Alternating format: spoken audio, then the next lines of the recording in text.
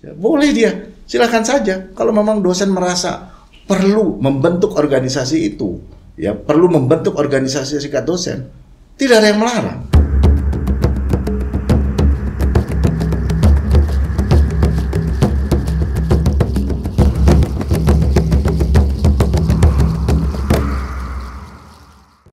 Pada tanggal 1 Mei 2023, yang dikenal sebagai Hari Buruh Internasional atau biasa kita kenal dengan May Day, sejumlah akademisi menyuruhkan kepada seluruh dosen di Indonesia untuk memperjuangkan hak-hak yang mereka dapat. Baik, kali ini kita kembali dengan tema urgensi dosen membentuk serikat buruh. Bersama narasumber kami, Dr. Adnan Hamid, SHMHMM, selaku Wakil Dekan Fakultas Hukum Universitas Pancasila. Selamat siang Bapak, apa kabar? Alhamdulillah kabar baik, selamat siang. Sehat. Untuk terkait serikat dosen nih Pak, bagaimana pendapat Bapak tentang adanya penyeruan serikat dosen ini Pak? Sebelum saya menjawab mengenai ajakan untuk membentuk serikat dosen, saya mesti gambarkan dulu karena supaya tidak salah di dalam menafsirkan perlu tidaknya membentuk serikat dosen ya. Saya ingin sampaikan bahwa saya mulai dari konstitusi kita dulu ya. Saya perlu panjang lebar supaya masyarakat kita semua bisa memahami perlu tidaknya itu. Jadi saya mau mulai dari konstitusi kita di pasal 27 ya. Pasal 27 ayat 1, setiap warga negara bersamaan kedudukannya dalam hukum. Siapapun itu. 27 ayat 2, setiap warga negara berhak mendapatkan pekerjaan dan penghidupannya yang layak. Nah, dalam konteks pekerjaan ini ya, mereka bebas memilih pekerjaan. Artinya setiap warga negara berhak mendapatkan pekerjaan ya. Artinya negara punya kewajiban ya. Negara punya kewajiban menyediakan lapangan kerja. Nah, menyediakan kewajiban negara itu menjadi haknya warga negara mendapatkan pekerjaan ya. Warga negara berhak memilih pekerjaan, mau jadi polisi, mau jadi jaksa, bahkan mau jadi dosen nih kita bicaranya. Berhak memilih sesuai dengan kompetensinya. Nah, dosen di sini, dosen di mana dia mau menjadi dosen? Ada dosen di pemerintahan, ya kan? Di perguruan tinggi negeri, ada dosen di perguruan tinggi swasta. Kan kita punya dua perguruan tinggi ya, perguruan tinggi negeri, perguruan tinggi swasta. Kalau perguruan tinggi negeri ada aturan mainnya sendiri. Ya, semuanya mereka ya itu dia dianggap sebagai aparatur sipil negara, ASN. Dia punya aturannya sendiri. Nah, sekarang dosen yang mana yang dimaksud? Dosen perguruan tinggi negeri atau dosen perguruan tinggi swasta? Swasta, kita ikut kepada aturan. Ada dua aturan ya. Kalau di dalam undang-undang guru dan dosen ya, di situ tidak menyebutkan swasta atau negeri ya, tidak menyebutkan itu. Dosen adalah profesi. Ya, dosen adalah profesi, seperti juga profesi yang lain, ya kan? Dosen sebagai profesi dia bisa saja artinya sebagai profesi dosen juga punya kewajiban di dalam undang-undang itu, ya kan? Melakukan transfer of knowledge, ya. Dia juga sebagai pendidik, nah sebagai dosen, ya. Nah dalam kaitan tadi, sehingga sebagai dosen perguruan tinggi negeri dia terikat sama aturan-aturan di ASN. Terikat dengan aturan-aturan kepegawaian. Jadi kalau yang menyerukan itu adalah dosen yang notabene adalah perguruan tinggi negeri, menurut saya kurang pas ya. Karena dia terikut aturan itu. Tapi kalau dia dosen dalam konteksnya yang tadi saya katakan ada dua tadi ya, ada PTN, ada PTS ya. PTS perguruan tinggi swasta ikut sama aturan. Aturan yang mana? Tadi undang-undang ya, guru dan dosen 1. Tapi di dalam hubungannya ya, dia punya hubungan kerja dengan pemberi kerja ya. Kalau dalam konteks ketenaga kerjaan, saya diundang sebagai salah satu dosen, bukan sebagai wakil dekan. Saya sebagai dosen juga yang merangkap sebagai wakil dekan. Sebagai dosen di perguruan tinggi swasta ya, saya ada hubungan kerja dengan pemberi kerja. Pemberi kerjanya siapa? Pemberi kerjanya universitas, yayasan ya. Dituangkan di dalam satu perjanjian kerja ya. Perjanjian kerja ada menimbulkan hak dan kewajiban ya kan. Haknya apa, kewajibannya apa ya. Seperti tadi ya kan. Kalau di dalam konteksnya hubungan kerja, ya kan, kalau dia sebagai pekerja, ya sebagai pekerja apapun itu, ya kan, karena kalau di dalam Undang-Undang Ketenagakerjaan itu yang dimaksud hubungan pemberi kerja di sini adalah perusahaan, ya. Ya, kalau kita lihat di Undang-Undang Ketenagakerjaan, perusahaan sebagai pemberi kerja, pengusaha. Perusahaan adalah orang yang menjalankan perusahaan, baik perusahaan miliknya sendiri atau milik orang lain. Tapi pengertian perusahaan juga ada di bawahnya, ya. Perusahaan adalah ya yayasan atau badan-badan usaha, ya, yang mempekerjakan dan membayar untuk itu. Dia juga masuk dalam kategori perusahaan. Jadi dari gambaran tadi yang ingin saya katakan, kalau dalam hubungan kerja tadi, kalau dosen perguruan tinggi swasta masuk dalam kategori tadi, yayasan, artinya hubungan kerjanya dengan siapa? Memberi kerjanya adalah yayasan tadi. Ya, nah, yayasan tadi. Sama dengan pegawai-pegawai yang lain. Jadi kalau mereka merasa ada yang namanya serikat pekerja, ya, ada undang-undang serikat pekerja, karena itu pasti ada kaitannya, ya. Serikat pekerja adalah organisasi pekerja, dari pekerja, oleh pekerja, dan untuk pekerja. Jadi kalau dosen dikategorikan ke sini, ya silahkan kalau memang mau dibentuk. Tapi kalau yang PTS tadi, kalau yang PTN terikat tadi, tidak terikat dengan Undang-Undang Ketenagakerjaan. Jadi kalau jawaban singkat saya, bagaimana ajakan untuk membentuk serikat dosen, ya. Serikat dosen dalam konteksnya dosen sebagai PTN, dosen yang di bawah PTN, dia terikat dengan undang-undang aparatur sipil negara. Ya, ada undang-undangnya, ada wadahnya. Yeah. Nah, kalau yang swasta, ya seperti tadi, diperkenankan, orang boleh kok.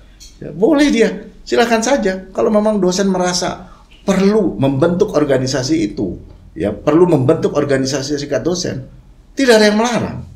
Boleh, dosen boleh. Bahkan di dalam undang-undang yang menghalang-halangi diancam sebagai bentuk pidana. Yang menghalang-halangi. Jadi memang diberikan kebebasan sepanjang mereka merasa perlu membentuk organisasi itu, organisasi dari pekerja, oleh pekerja, dan untuk pekerja, silahkan. Setelah terbentuk, laporkan. Jadi dari dosen, untuk dosen, dan untuk kepentingan dosen. Kira-kira seperti itu. Jadi jawaban singkat dari pertanyaan tadi itu, saya gambarkan seperti itu tadi. Dosen yang mana? Ya, yang menurut saya, kalau dosennya dari PTN tentu kurang elok, karena sudah ada aturan-aturannya tersendiri yang diatur dalam seperti tadi. Tapi kalau dalam konteksnya organisasi dosen-dosen, silahkan saja kalau menurut saya. Tapi kalau mau dikaitkan dengan serikat pekerja seperti yang diatur di dalam tadi yang saya sampaikan di dalam undang-undang serikat pekerja tadi, rasa-rasanya kurang pas. Tapi kalau dosen swasta, dia boleh itu sebenarnya. Itu jawaban saya, Mbak. Oke. Terus berarti yang membentuk serikat dosen ini rata-rata tuh dosen-dosen yang ada di perguruan tinggi swasta ya, Pak ya? Ya, kalau jawaban saya seperti tadi. Okay. Karena kalau dia di perguruan tinggi negeri, dia terikat dengan aturan yang ada. Terus sejauh mana urgensi serikat dosen ini bagi dosen PTS itu sendiri, Pak? Kalau ditanya urgensinya buat dosen, mungkin berbeda-beda. Buat dosen yang merasa bahwa di lingkungannya dia merasa semuanya bisa disampaikan, semuanya bisa dia kemukakan, semuanya bisa guyup, kalau di sini ada bahasa kerja guyup, bisa diselesaikan secara apapun yang muncul, bisa diselesaikan secara musyawarah, mungkin ya rasa-rasanya belum perlu misalkan serikat dosen. Tapi kalau dosen yang merasa bahwa kami memerlukan satu kebersamaan di dalam rangka memperjuangkan hak-haknya sebagai dosen. Yeah. Misalkan gaji dosen yang rendah, misalkan kami memerlukan ini, yang ada upah minimum aja buat pekerja. Padahal kalau dalam konteks ketenagakerjaan masuk tadi ya kan. Yeah. Bahkan di dalam undang-undang guru dan dosen disampaikan ya upah pekerjanya itu harus di atas untuk ketentuan upah minimum. Gitu. Artinya semestinya ya seperti itu ya. Nah, jadi kalau dia merasa bahwa perlu untuk membentuk organisasi itu, maka ya dibentuk karena dia tidak ada yang menghalangi. Yeah. Kira-kira seperti itu. Jadi kalau Mbak Dila ya tanya ke saya, Mbak Adelia tanya kepada saya, kira-kira menurut menurut saya apakah perlu atau tidak? Saya kembalikan lagi kepada para dosen. Kalau merasa perlu untuk membentuk itu, merasa harus ada yang diperjuangkan, silakan dibentuk karena tidak ada larangan. Tapi kalau merasa ini juga sudah cukup, dosen ya, kami para dosen misalkan di perguruan tinggi tertentu, perguruan tinggi X, kami sudah cukup, artinya sarana prasarana, artinya segala keluhan, segala perlindungan, segala jaminan sudah diberikan. Buat apa kira-kira seperti itu? Yes. Tentu orang membentuk organisasi tentu punya tujuan, memperjuangkan anggotanya, ya kan? Anggotanya siapa tadi? Anggota-anggota tadi. Oh, ini memperjuangkan ini untuk seperti ya kan hak dosen, hak-haknya dosen. Tapi Iya. kalau haknya yang sudah terpenuhi, menurut saya ya hak-haknya tidak perlu diperjuangkan lagi di perguruan tinggi tertentu misalkan. Saya rasa juga nggak ada pentingnya gitu. Oleh karena itu pembentukan organisasi itu bersifat sukarela, tidak ada paksaan. Sama juga di organisasi dalam undang-undang serikat pekerja tadi, kalau mau dibentuk serikat dosen tadi, undang-undangnya itu memberikan keleluasaan, kesukarelaan. Jadi tidak ada paksaan. Jadi mereka merasa perlu membentuk, silakan dibentuk, tidak dihalangi. Mereka yang merasa perlu, tidak perlu membentuk, jangan juga dipaksa untuk ikut itu. Iya, Nah, kira-kira gitu. Saya sempat baca dari beberapa website bahwa mereka menuliskan dosen sama dengan buruh. Kalau menurut saya pribadi sih, dari dosen dan konteks buruh kan cukup berbeda ya Pak ya. Kalau untuk Bapak sendiri bagaimana dengan tanggapan dosen ini sama dengan buruh loh, karena dengan upah yang didapatkan dosen kadang ada yang di bawah UMR, ada yang ya macam-macam gitu Pak. Sekarang kita mau lihatnya dari mana? Dari kacamata hukum ketenagakerjaan, iya. Karena dosen sama buruh sama. Dosen, buruh adalah pekerja. Ada hubungan kerja, dituangkan dalam satu perjanjian kerja.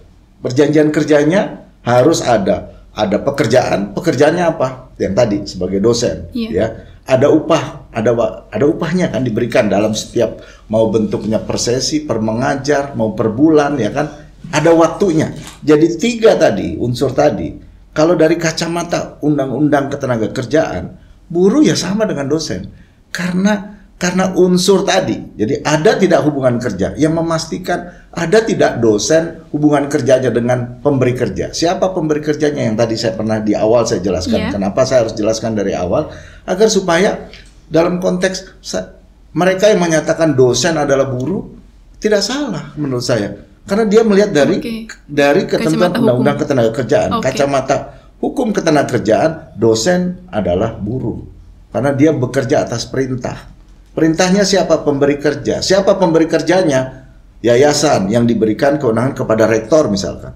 Harus mengajarnya ini ya kan, harus membuat RPS. Kalau tidak ini kira-kira sebetulnya ada hak dan kewajiban. Setelah mengajar dia punya hak mendapatkan upah ya kan. Ada waktunya ya, mau mengajar setiap minggu atau apapun ya kan. Jadi unsur tadi ya, unsur ada hubungan kerjanya itu terpenuhi ya. Ada waktu, ada perintah, ada upah ya. Nah, sehingga sama buruh dengan dosen dari kacamata hukum ketenagakerjaan. Tapi kalau orang melihat sepanjang ini, orang melihat bahwa dosen profesional, buruh tidak profesional. Kalau melihat dari kacamata itu, seolah-olah yang tidak profesional itu bukannya yang tidak profesional bukan buruh. Kalau saya melihat bahwa dalam konteksnya ada tidak hubungan kerja, saya melihatnya ada yang memastikan dia buruh atau bukan buruh adalah ada atau tidaknya hubungan kerja. Ya. Kalau tidak ada hubungan kerja, maka dia bukan buruh. Tapi kalau ada konteks hubungan kerja yang dibentuk yang nantinya muaranya ke perjanjian kerja, dia buruh. Berarti untuk dosen-dosen di swasta mereka sudah mendapatkan perjanjian kerja dulu sebelum mereka mengajar di salah satu lembaga atau gimana Pak? Nah, bagaimana dengan dosen-dosen swasta mengajar di suatu lembaga? Ada tidak perjanjian kerja? Perjanjian kerja sama dengan perjanjian yang lain, ya kan? Perjanjian boleh tertulis, boleh tidak tertulis, ya kan? Perjanjian boleh tertulis, boleh tidak tertulis. Jadi ada perjanjian tidak tertulis, jalan tuh. Tapi ada juga perjanjian yang tertulis juga jalan. Nah, dalam konteks tadi, perjanjiannya dituangkan dalam bentuk perjanjian kerja, perjanjian untuk melakukan pekerjaan. Jadi kalau dosen, ada tidak perjanjian untuk melakukan pekerjaannya? Ada yang tertulis jelas, misalkan digambarkan, pemberi kerjanya siapa? Yayasan PT X atau yayasan apa, ya, yang membawahi menaungi Universitas X misalkan. Ya, pekerjaannya sebagai dosen. Dosen apa? Dosen tidak tetap apa? Tetap kita tidak tahu, ya kan, dituangkan, ya. Nanti disebutkan mengajar mata kuliah apa, ya kan, mengajar per minggu atau per SKS dibebankan, ya kan. Ada kewajiban-kewajiban yang lain dituangkan, mendapatkan gaji mungkin dituangkan atau mendapatkan jaminan sosial ini disebutkan dalam perjanjian itu. Tapi ada juga yang tidak dituangkan, ya, tidak dituangkan secara tertulis. Nah, proses yang tidak dituangkan, ada juga beberapa dosen tidak tetap atau dosen yang tidak dituangkan secara tertulis, dia berjalan juga, dia mengajar, terus saja mengajar, terus juga tetap mendapatkan upah, mendapatkan pembayaran setiap bulan, ya. Cuma tertulis dan tidak tertulis itu manakala terjadi dispute, manakala terjadi salah satu prestasi, kita harus membuktikan bahwa ada hubungan kerja. Bagaimana saya mau mengatakan saya nggak pernah ada hubungan kerja, gitu ya kan? Iya, betul. Kalau ada hubungan kerja ini kita bisa buktikan ada perjanjiannya, gitu ya kan? Kalau tidak ada perjanjiannya, bisa nggak dia buktikan? Bisa saja. Kalau terjadi dispute dibawa ke pengadilan, kan bukti tidak hanya tertulis, bisa dengan saksi, bisa dengan mungkin mahasiswa yang pada saat kita berikan, mungkin juga dengan karyawan di perusahaan itu yang membuktikan bahwa selama setiap minggu saya hadir mengajar mata kuliah ini, walaupun tidak secara tertulis. Ya, jadi kembali lagi, apakah setiap dosen di setiap perguruan tinggi bisa dibuat perjanjiannya secara tertulis? Belum tentu. Tapi konteks perjanjian kerjanya harus, menurut saya, ya, itu menjadi dasar adanya hubungan kerja.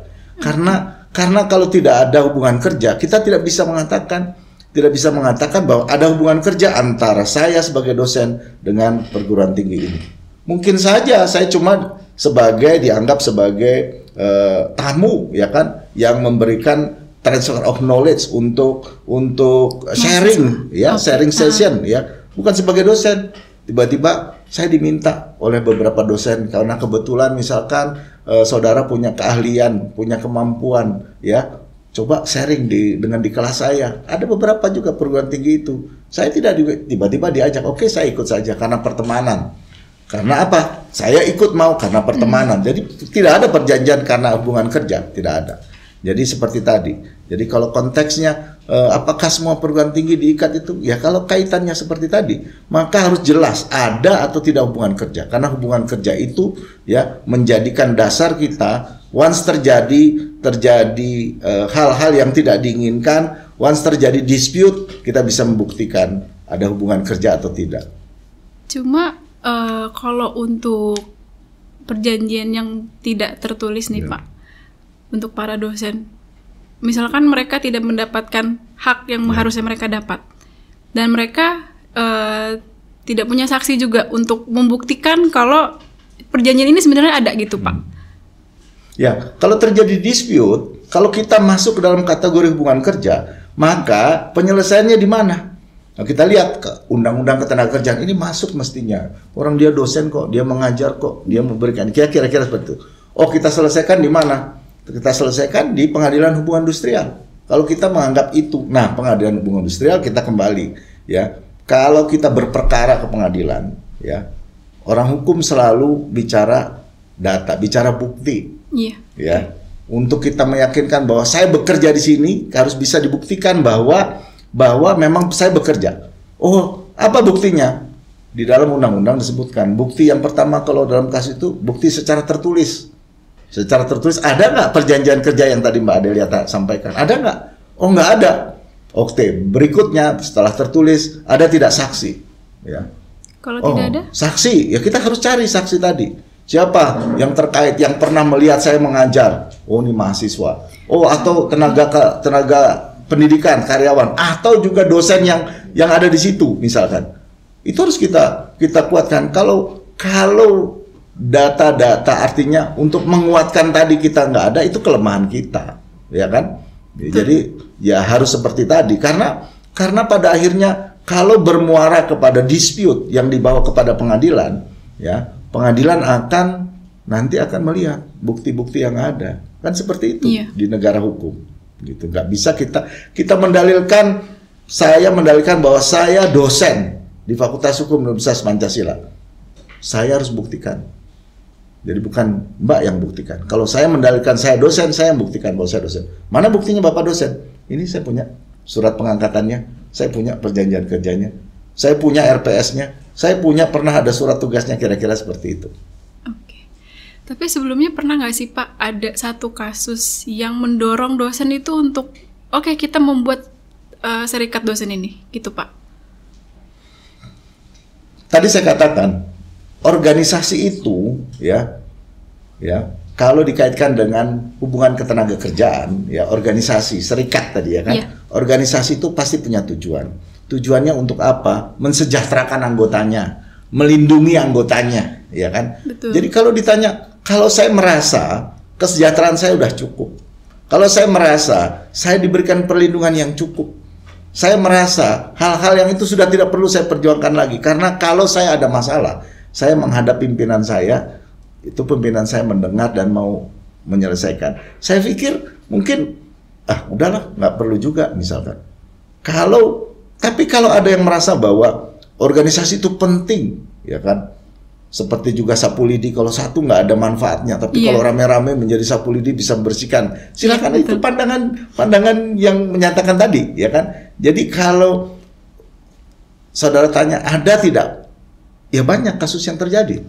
Ya, beberapa dosen ya di beberapa kasus ya, saya boleh menyebutkan beberapa kasus perguruan tingginya? Boleh Pak. Boleh. Misalkan di Universitas Kristen Indonesia, Universitas di Parahyangan Bandung, kasus-kasus ketenaga kerjaan yang menyangkut dosen, ya, di PHK, ya.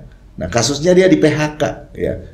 Nah, kasusnya seperti apa, prosesnya seperti apa, ya banyak sebenarnya kasusnya. Di beberapa perguruan tinggi swasta di Jakarta juga banyak. Dan itu bisa kita lihat, bisa kita cari, bisa cari di putusannya di beberapa pengadilan hubungan industrial. Tapi karena pertanyaannya banyak tidak banyak. Kenapa? Terpicu apa? Karena dia merasa bahwa tidak diberikan jaminan yang sesuai. Ya. Upahnya tidak dibayarkan, ya.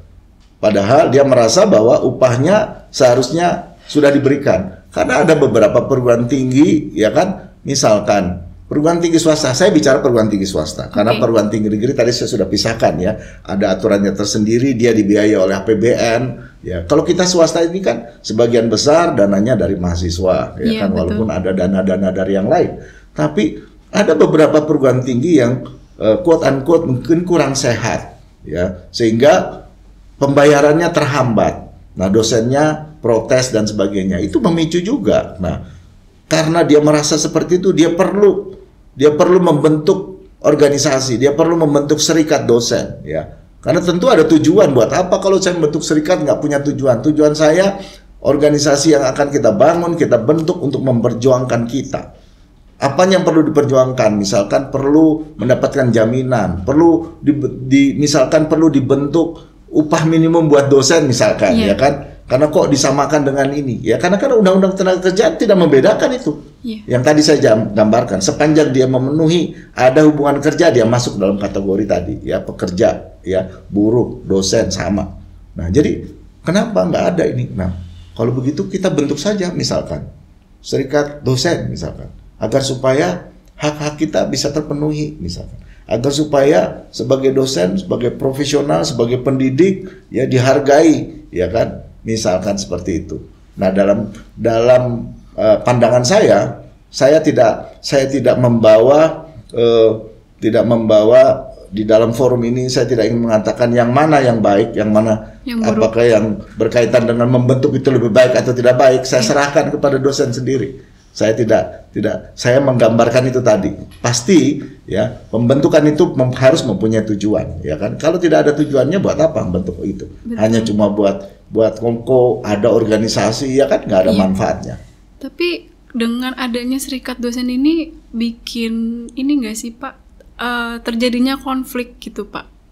antara dosen satu dengan dosen lain, atau mungkin dengan dosen perguruan tinggi mungkin, atau maksudnya yang di negeri gitu Pak? Iya, saya kembali lagi ke Undang-Undang Ketenagakerjaannya. Saya selalu tarik dari situ ya, karena di dalam Undang-Undang Serikat Pekerja, ya, undang-undang kita menganut di dalam satu perusahaan.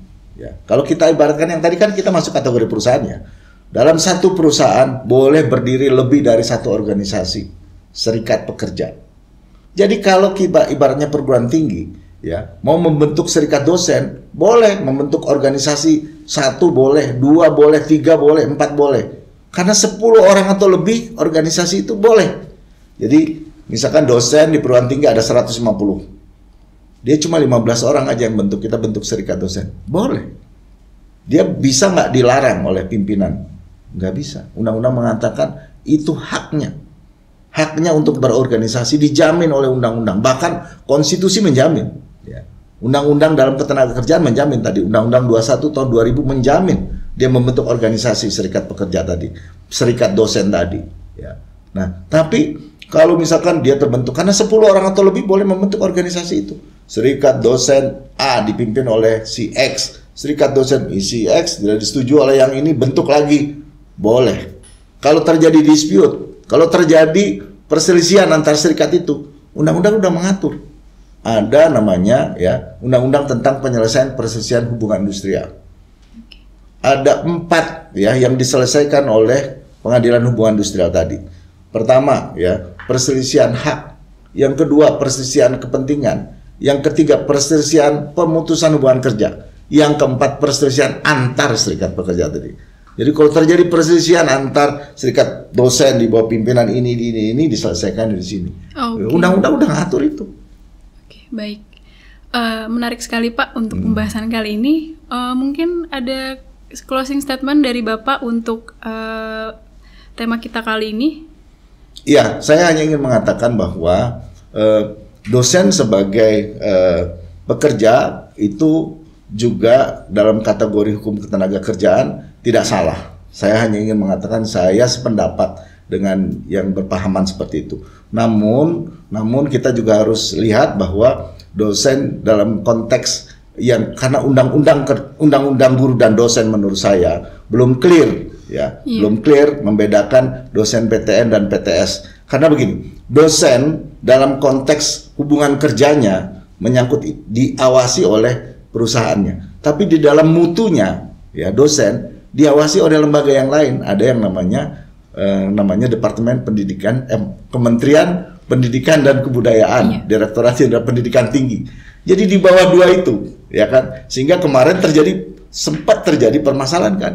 Ya, dosen diberikan kewajiban untuk ini. Tetapi haknya tidak dipenuhi. Sementara di satu sisi, wah, saya haknya tidak. Itu. Iya. Kenapa? Karena menurut saya tidak clear di dalam undang-undang guru dan dosen berkaitan dengan tadi diatur ya soal mutu. Ya, soal kualitas pendidikan memang menjadi tanggung jawab negara oleh kementerian tadi.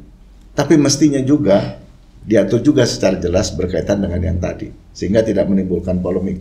Apakah dosen buruh atau tidak. Itu aja.